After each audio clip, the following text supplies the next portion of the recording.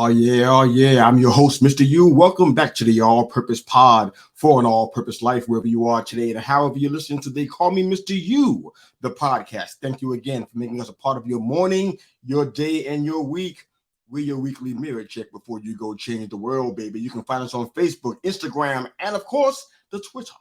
Download, subscribe to our show wherever you enjoy your podcast. Thanks for listening, sharing us, and subscribing. Go change the world. Well, we're jumping into another live episode today. Call me Mr. U. I'm excited about today. I'm excited about our topic. I question whether I can get through the whole thing in one episode because we're talking about the greatest and worst sports rivalries. If you love your comments on our YouTube channel. So if you're following us on Facebook, LinkedIn as well, Instagram or the Twitter or on YouTube. Drop your comments on our YouTube channel. The link should be there for your use. Love to hear your thoughts on the greatest sports rivalries in your mind and your opinion. I know bias is coming. Your bias is accepted here. So go ahead and share your thoughts. We got a lot to get into, but I want to talk about how I got to the point where we decided this episode would be good to talk rivalries. I was working some content for another episode, and I came across some old data, so to speak, an old rivalry with the Red Sox and the Yankees. And there was a pitcher by the name of Pedro Martinez. You might remember him. Name dropping a little bit, but well-known pitcher for the Red Sox, and he eventually moved on to play for the Mets for a while. But there was a chant that rung out from the New York Yankee fans saying, "Who's your daddy?" Every time Pedro went to the mound, they would say, "Who's your daddy?" And then he would hear it all the time. As a matter of fact, there was even some quotes from him recently that he still hears it everywhere he goes in public places. I don't care if at the airport, wherever he goes, he hears the same thing. "Who's your daddy?" all the time. So it's become a thing. But it made me think about some of the greatest sports rivalry, because definitely the Yankees and the Red Sox, that was a fantastic sports rivalry. It was legendary. It's not as much now because they don't have the same type of team makeup. It's a little bit different, but there's so much rich history there between the Yankees and the Red Sox. It made me think about sports rivalries as a whole. I said, I got a lot of context to use, so I want to hear you guys' thoughts. So jump in on our YouTube channel. Hit us with the live comments. You can find a link, I believe, on Facebook, Instagram, and the Twitter.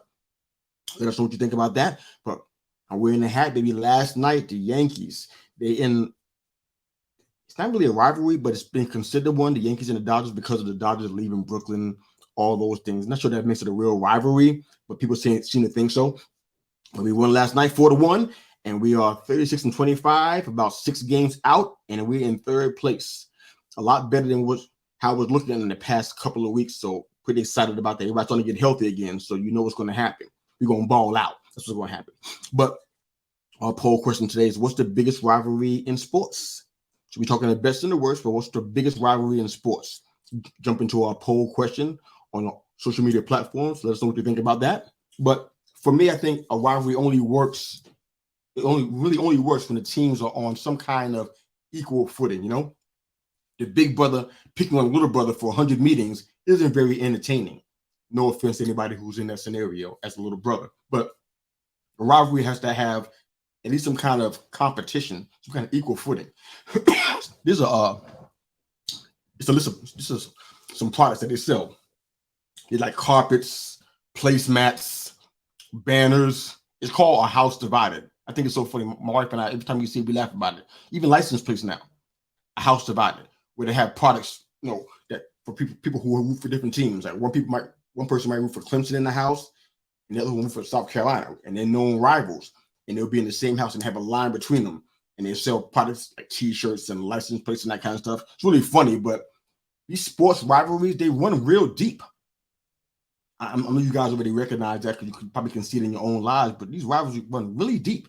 And there's a lot of history. I'm going to try to get into it. I don't know if I'm going to make it through the whole episode, but there's so much rich history. It's not just about colors. It's not just about, this team and this team on the same state fighting for relevance in their own home state. It's more than that. Some of these things go back to historic times where it's talking about politics, and there's a whole bunch of reasons why these rivalries even start. So I'm going to try to touch on some of that stuff and kind of bring a little bit more history to it.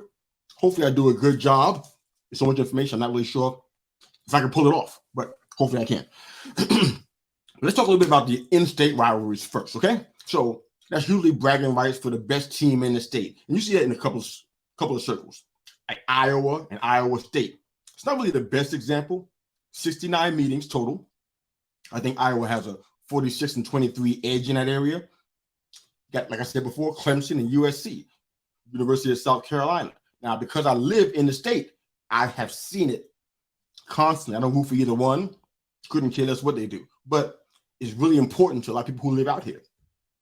Either somebody's wearing orange and purple, or they're wearing garnet and black, or red and black. And it's a big deal for them. They had about 119 meetings between them. Clemson has a 72-43-4 edge. Excuse me. So that's where they are. But it's obviously Clemson has the edge in that rivalry. So anytime that the Gamecocks win, it's a big deal for the other side of that rivalry. Maybe that's the best example. Those are just in-state examples. I can use Michigan and Michigan State. Everybody knows I'm a Michigan football fan, so we know that's not really a real secret to those that know me.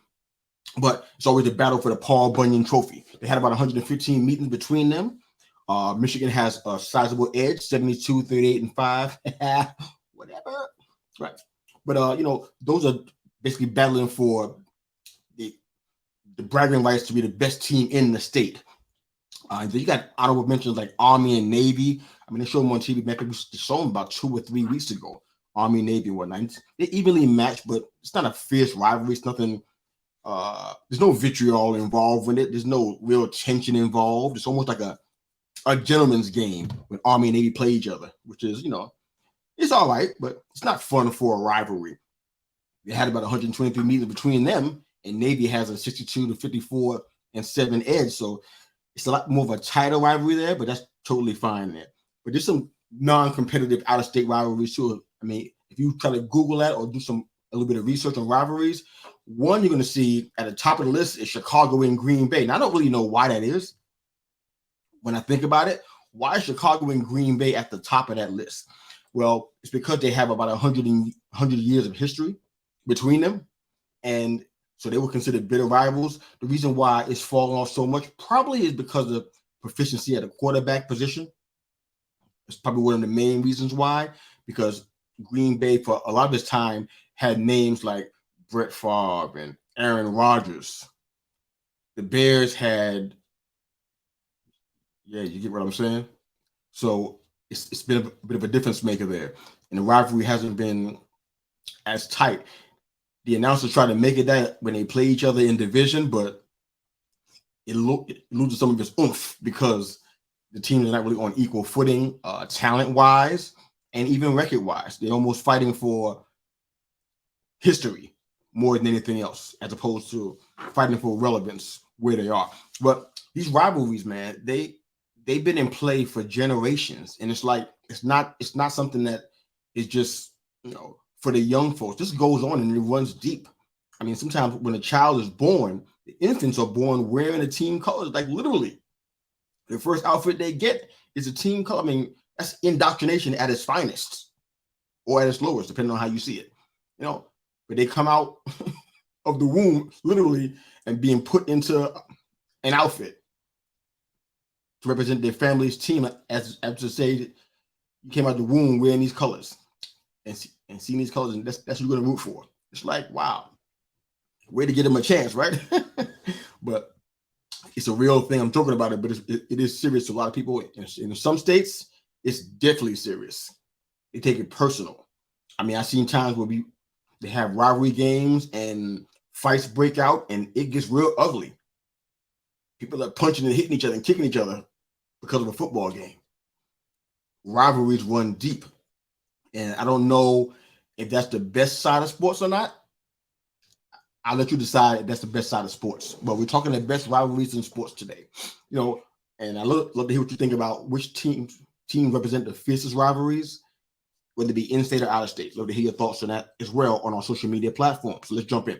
All right, so one of the most competitive in-state examples that I can give you is going to be Alabama and Auburn, or what they call the Iron Bowl. one of the biggest games on the schedule for either one of these teams. I think Alabama has 18 natties, and I guess Auburn, they pretty much considered upset makers because whenever they get a chance to play Alabama, they play them tough, and they sometimes unseat them. They had about 87 games between them. I think the record is 49, 37, and 1 for Alabama, if I'm not mistaken. And I mentioned Michigan and Michigan State. Those are always a fierce rivalry in state. Usually it's one team trying to play spoiler to the other and knock one out of championship contention, as usually what's happening when they playing each other for the most part. But both teams take it really seriously. They can all be without a win, or they could be undefeated, and they'll play each other exactly the same way. So those rivalries really mean something in the state and to those kids that are on the field. It's a big deal for them. They live their life to play that game and to win it. So what's the biggest rivalry in sports in your opinion? Love to hear your thoughts. We have the link up on Facebook, Instagram, and of course, the Twitter. Let's go to Major League Baseball. Let's go ahead and start there, okay? Now, I was talking earlier about Boston and New York. Long, fabled rivalry. It goes back to 1901. They played each other 2,320 times. I want to make that clear so we have some perspective here. They played each other 2,320 times. New York has the edge by about 208 games. They have 1,257 wins over the Boston Red Sox and 14 ties. And it has some history here because it goes back to what is known as the curse of the Bambino. 1919. That's the year that this started. Since then, and the whole story goes like this, long story short. Babe Ruth was traded from one team to the other. And the team that traded him, which was the Boston Red Sox in this case, traded him to the New York Yankees. And since they did that, they had a title drought of 86 years. Perspective, 86 years. That's older than almost all of us, if not all of us, have been alive. That's how long it was that the Boston Red Sox didn't win a title. So they called it aptly the curse of the Bambino. Not sure how it's Babe Ruth's fault. He didn't trade himself. Somebody traded him. But during that span of time, this is what makes the rivalry kind of a lot richer and a lot deeper. During that span of time, the Bronx Bombers won 27 titles during that time. Early 2000s were probably arguably the greatest and most competitive ALCS that they had in Major League Baseball history. And that's around the time that Who's Your Daddy chant started with Pedro Martinez. It started in about 20 years ago. He's still hearing it today. So the rivalry is still deep and embedded in people's minds, especially baseball fans of either team. I can't forget it. It's that deep with me. I'm like, this is where I remember this like it was yesterday. Definitely. It might be the best rivalry in sports, period. I'll let you guys decide that in our comments. We can talk about it. Is Boston and New York the best rivalry in sports, period? I'm talking about across the board in every sport. Is the Boston Red Sox, New York Yankees rivalry the best in sports, period? Let you guys jump in on that one. Got some comments starting to roll in already. My man Herb was dropping some comments, dropping some knowledge today. He said, plus in the South, we don't have much to do, so football is king. Iron Bowl is huge. All right, now, there's nothing to do in the South but play football, huh? Copy that, copy that. I know in Texas, that's definitely a thing. Football is everything. People are born and raised literally on football. It runs the state, probably powers the economy as well. Football is a big deal, but the Iron Bowl is huge. I got a good friend of mine who's a big Auburn fan. He lives in angst most of the time because Alabama is their division rival, and usually Auburn is not fighting for a championship. No offense, bro. You know I love you. But he deals with that a lot. So the Iron Bowl to him is on his calendar he'll tell you this, and I don't want to throw shade his way. He does a lot of important things for the community, and he is important in a lot of ways to a lot of people. But when that game is on, he is incognito. He's persona non grata. You can't talk to him. You can't call him. You can text him if you got a flat tire. He'll come back and he'll help you out tomorrow. He's not going to help you out today. When the Iron Bowl is on, he is locked in front of the television with his jersey on, and he don't hear nothing, and he don't see nothing but that game. If you're listening, you know I love you, bro. But that is facts. So back to the Boston-New York rivalry. I think it's probably up there as the top, at least in the top 3 of sports rivalries, and there's a lot of reasons for it. This is the whole bunch of stuff that went on during that time that made it really deep. Do you guys remember Don Zimmer, 72-year-old coach of the Yankees, tried to spear Pedro Martinez in 2003? He was Roman Reigns or something, trying to spear him. He was Edge from wrestling, trying to spear Pedro Martinez. It was sad, but it shows you how different a 72-year-old man left his seat in the box, came running out onto the field and charged the mound at an opposing pitcher with the intent to spear him. These rivalries are for real. It makes people do crazy things. Johnny Damon, another name that's a real big part of that rivalry. They won the World Series in 2004 after an 86-year drought, which was probably one of the greatest sports victories in Boston history, excluding the Celtics in their heyday, of course. After 86 years, they won the World Series in 2004. Then he left the Red Sox. This guy is the hometown hero now. Left the Red Sox to go play for the Yankees, their division rival, and won a World Series there in 2009. I don't know if Damon can even walk around in Boston anymore. I mean, these rivalries get so deep and they get so powerful and so intense. Like I said, we got to check ourselves, man. It makes you do crazy things. It makes you think crazy stuff. It's like, this is beyond the pale. People are really getting really serious about these. I mean, there's news I probably can share about this, but I probably won't do that today. But there's just so much that we'll talk about it as we go on a little bit, because some of the rivalries get physical and they get intense. And it's like, wow, this is more than just the heat of the moment. This is deep. A-Rod and Jason Varitek, they squared up after the infamous ball slap incident in 2004 in ALCS. I mean, there's so many little tidbits about Boston and New York that make that rivalry so great. So love to hear your thoughts. Do you think Boston and New York is the #1 sports rivalry in all of sports? That means college football, basketball, the NFL, Major League Baseball, hockey. Is it the #1 rivalry? Love to hear your thoughts on that one. I guess I'll give an honorable mention to the Giants and the Dodgers, because I know that some fans out there are going to say, well, what about that team? What about this rivalry? No question. It's a fantastic rivalry.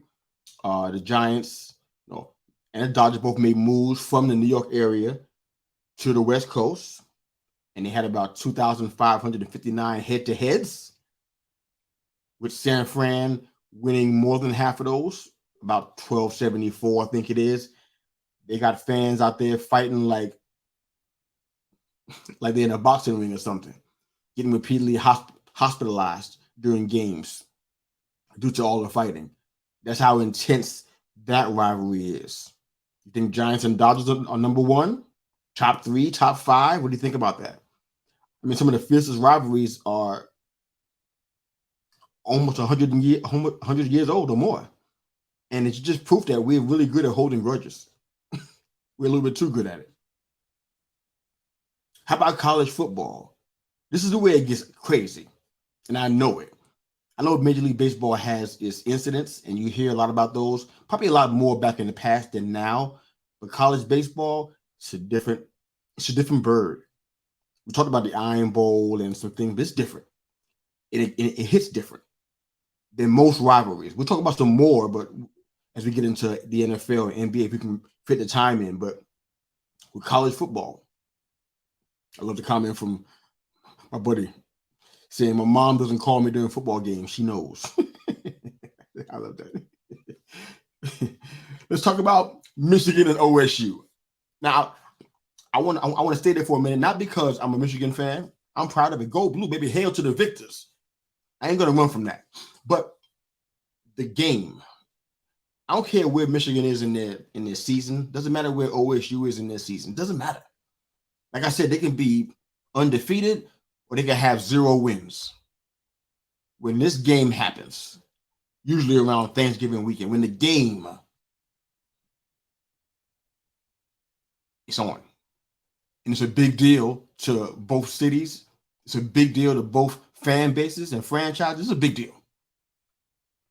It's been 50 years since the year 1897, man. And you guys born then? I don't think so. But Michigan has a 60-51 edge. But the last 2 years have been their best under Harbaugh's tutelage. But this rivalry is so embedded to me for a lot of reasons. Maybe if it's not the best, but it's one of the best. Even during the COVID year, Michigan canceled a game that Ohio State needed to play to be eligible for the Big Ten title game. I know anybody that's a Buckeyes fan or Wolverine fan, they remember this pretty vividly. It happened during the COVID year. I think it was 2020. But they canceled a game that the Buckeyes needed to be eligible for the Big Ten title game, but they canceled it. That was the first time since 1917 that this game was not played. So, there was no shortage of tension. It was even more intense than what it already is. I mean, in short, man, this rivalry has deep roots. Nobody's played more games than these guys. Between them, they have 19 national titles, 175 All-Americans, 82 conference championships, and 10 Heismans. I'll say it again for those in the back. 19 national titles, 175 All-Americans, 82 conference championships, and 10 Heismans. This, for the history buffs, this rivalry goes all the way back to the early 1800s, if you can believe that. Research the Toledo War. Research the Toledo War. This started with that.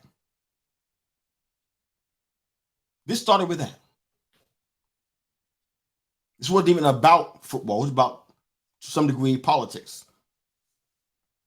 And this rivalry came from that. And it just goes to show you that,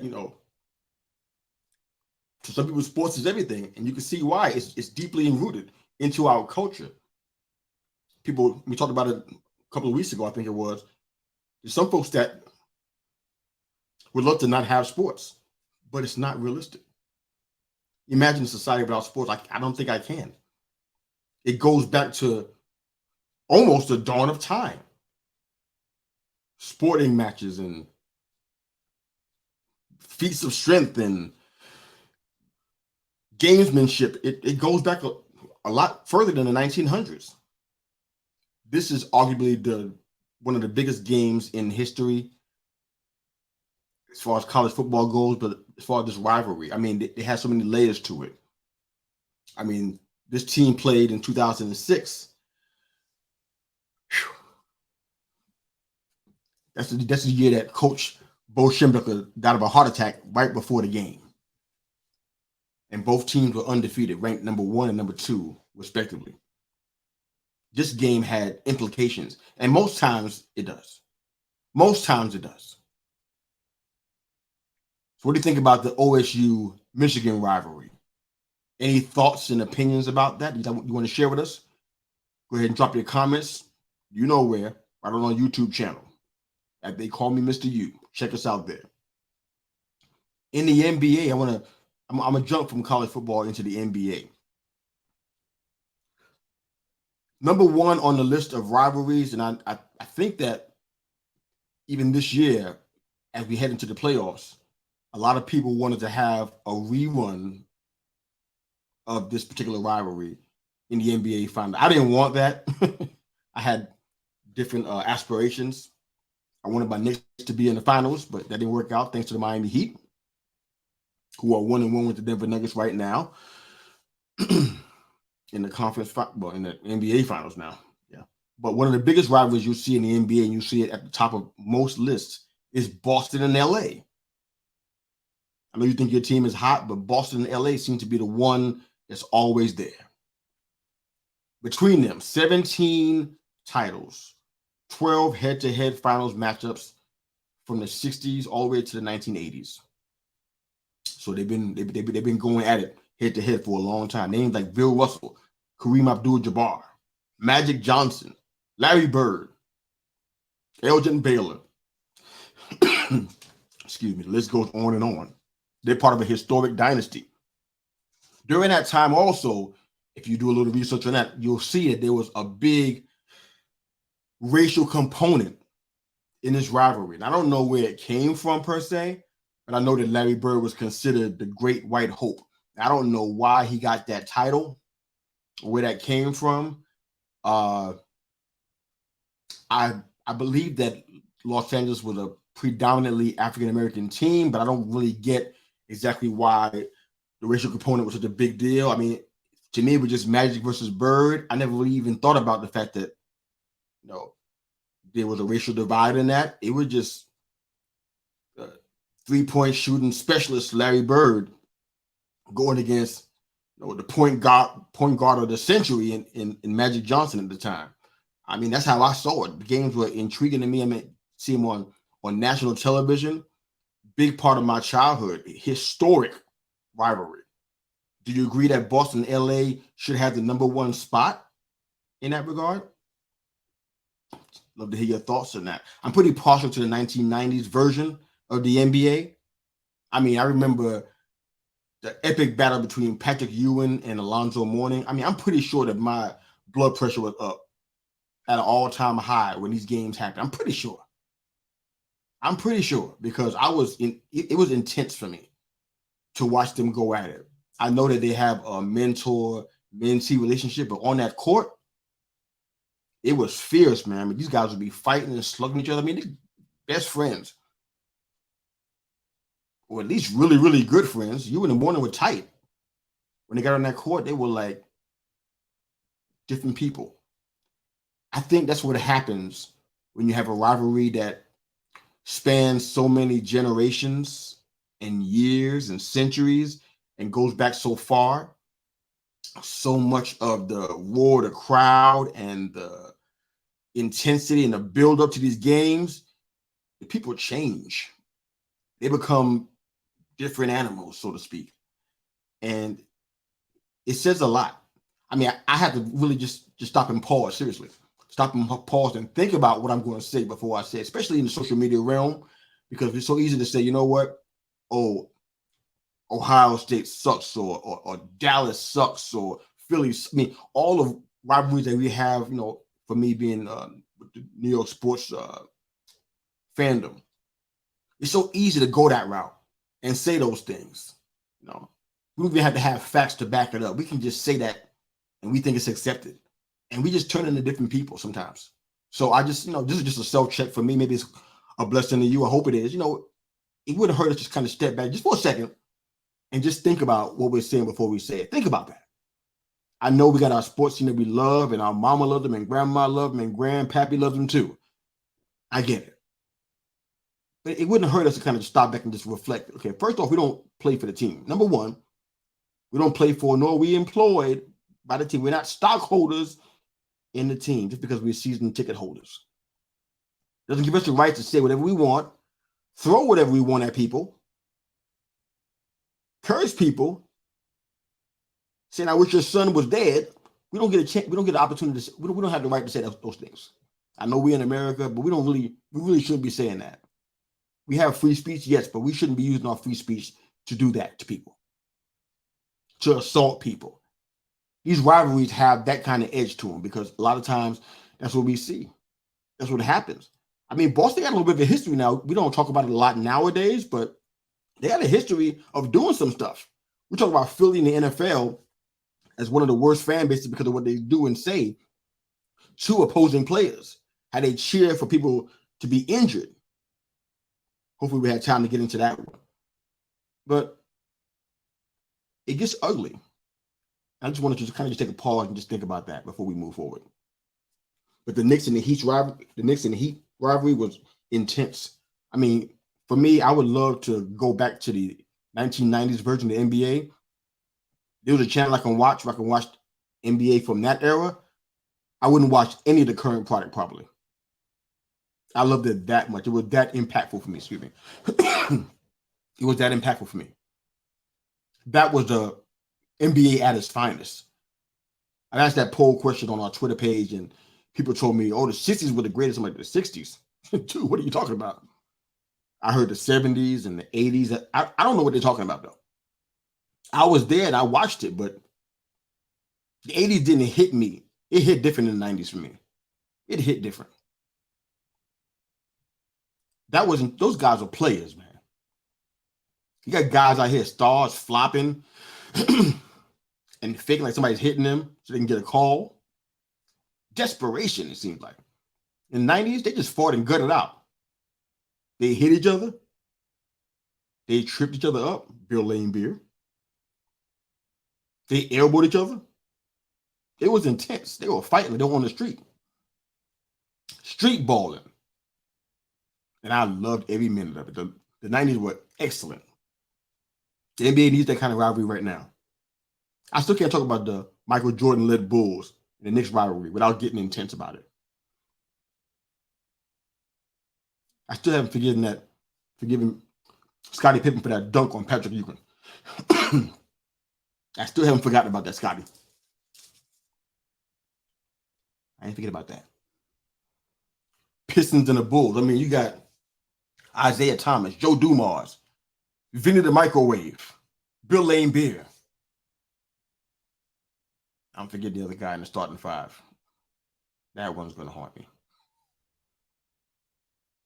Anywho, but the heat between Isaiah Thomas and Michael Jordan was nuclear. Every game was intense. It was nuts. That's where the Jordan rules came from. And you can't forget the Lakers and the Spurs. So we even say the Warriors and the Cavs. I'm not sure it's one of the best rivalries, but LeBron fans probably would consider that one of the tops. Let's jump lastly into the NFL. This is where I get excited too, because I love the NFL. So it's being suggested that we discuss the Oakland or Las Vegas rivalry with Kansas City. I guess we'll call it an honorable mention because I don't know if that's really a current rivalry. It started in 1960. I'm not sure that Las Vegas has the kind of intense fandom that Oakland had. This rivalry might be the most intense of them all. I mean, the Black Hole was notorious, and they intensely loved their Raiders.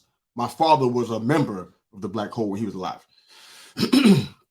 He was a diehard fan, so I know how much he hated the Chiefs. So it was a intense rivalry, and there was a lot of vitriol to go with it. On the field, there was a lot of hard hits, harder than normal maybe, a lot more emotion. Anybody that can remember that era, love to hear your thoughts, either on YouTube or on social media platforms, even after the show. Love to talk more about that with you. Cleveland and Pittsburgh, the Browns and the Steelers. I'm going to read it. I can't forget the words of Juju Smith-Schuster. I'm going to read this out today. He said, I think they're the same. I think they're still the same Browns team that I play every year. I think they're nameless gray faces. They have a couple good players on their team, but at the end of the day, I don't know. The Browns is the Browns. I got a lot of Browns fans on our Twitter page, and I know that if they hear this, they may not be excited about it. I'm going to read it again. I don't want them to miss what Juju said.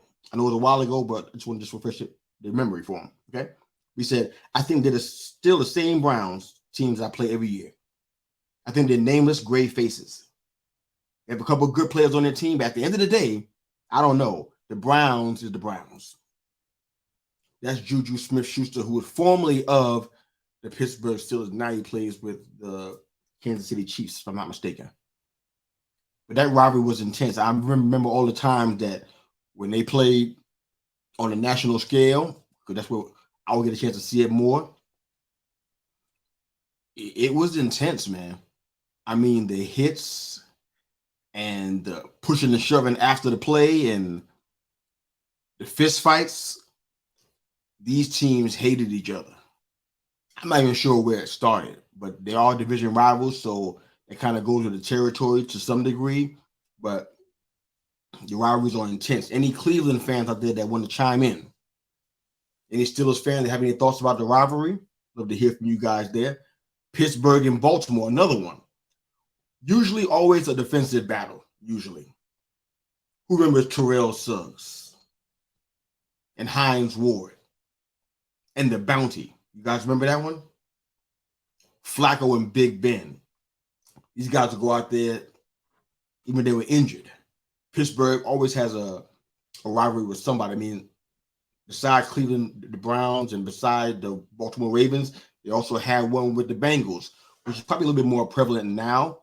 But that hit on Antonio Brown by Vontaze Burfict, that's proof. If you remember that one, check it out. Look it back up again. It's proof that NFL rivalries can be intense and they can be dangerous. If you can recall a game where somebody didn't leave injured when Cincinnati played Pittsburgh, I'd love to hear about it. I can't recall one game in recent history where somebody wasn't rolled out. And people might say, oh, that's just football, but no. Check it out. There was a lot more injuries when the Steelers played the Bengals than most any other time. And Vontaze Burfict was behind a lot of those situations. Not to put shade on the man's name, but you were connected to a lot of that. Not the only one, but there was a lot of injuries that happened during these two rivalries. This is what, unfortunately, rivalries look like. People get hurt. People get injured. People's careers get cut short. All for the sake of fighting for the colors, fighting for the team, fighting for the legacy and the history. There's always a cost. I mean, I was at a playoff game for my team. We were playing a team that wasn't even our rival. We went on to win a Super Bowl championship, but we were playing a team that wasn't even our rival. And the fights, the injuries, people getting medical care, and their insurance is starting to kick in because they fought at a football game that they went to go root for their team for. The rivalries in the National League National Football League. I don't even know where I'm at. But Dallas, Philly, and Washington. It's amazing that the Giants were left out of the equation for some of these. Like, we ain't a part of this. Okay, that's what we're doing now. It's kind of weird and hurtful if we weren't included, but whatever. But the NFC East has been known for their rivalries between them. Matter of fact, it started over a long time ago. I think somewhere in, I don't know what year it was. You guys can help me out with that if you know, but it started out over ownership of a song and blackmail to get approval for an NFL franchise. All this stuff happened through the NFC East. The body bag game in 1990. That game was intense. And why it was significant, and you can look up the body bag game from 1990, and you can see why it's intense. Because every quarterback on the roster got knocked out of the game. 9 players total were injured during the body bag game. And don't forget Bounty Bowl, with the Eagles allegedly putting a bounty on Dallas players.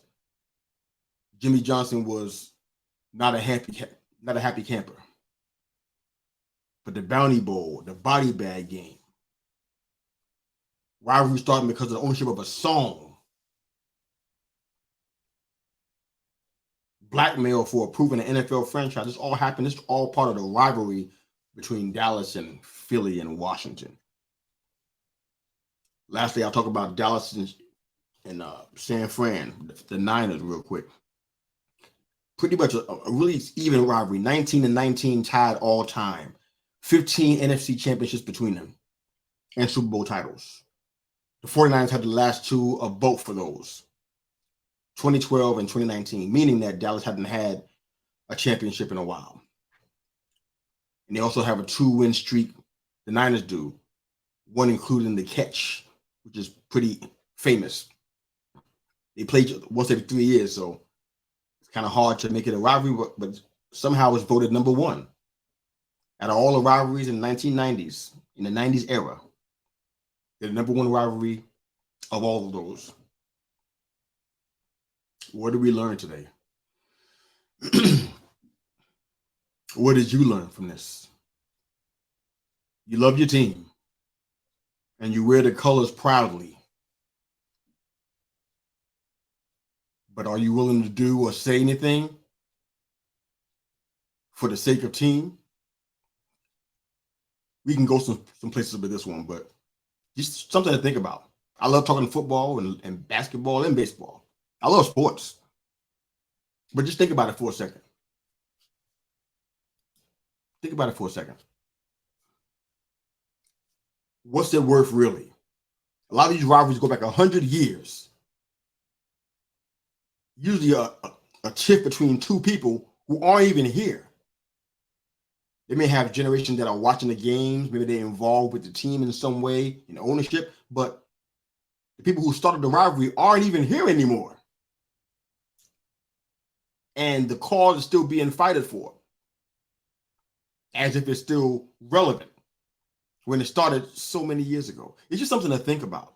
It's just perspective. Because if you could look at this blindly and not recognize that maybe it's not worth doing some things you would do or saying some things you would say, it's concerning. It's concerning. My boy Raj says Miami and Buffalo. That is becoming a very huge rivalry, Raj. Love the point there. It's becoming huge right now, especially because they're both playing well. I think that's important because when they weren't playing well, nobody was talking about them. It was the Pats and everybody else. But I haven't mentioned that one. Good call on that one, Raj. Appreciate the insight there, man. Miami and Buffalo. At this point, they're kind of fighting for the top spot in the AFC East. Jets fans may disagree, but you haven't done it yet, baby. You got guys on paper. You got A-Raj. I totally understand, but you haven't done it yet. You got to do it first. It's not automatic. Just saying. But the rivalry situation, love to hear your thoughts on that as we jump off air and move back into the social media realm. Love to hear your thoughts on our Facebook platforms, on Instagram, or, of course, and most notably, on the Twitter. Let us know what you think about sports podcast. Yeah. The fun of doing something live, right? That's what this is. Sports rivalries. Love to hear your thoughts on those. Which one's your favorite? Which is the best? Which one do you think is the worst sports rivalry? Love to hear your thoughts on that. So thank you again for joining us in the All-Purpose Pod for an all-purpose life, wherever you are today. And however you listen to the Call Me Mr. You. Thanks for making us part of your morning, your day, and your week with your weekly mirror check before you go change the world. You can find us on Facebook, Instagram, YouTube, and the Twitter. Download and subscribe to our show wherever you enjoy your podcasts. Thank you for listening. Thanks for sharing us. And thank you for subscribing. Go change the world. We love you guys. See you soon. Coach out.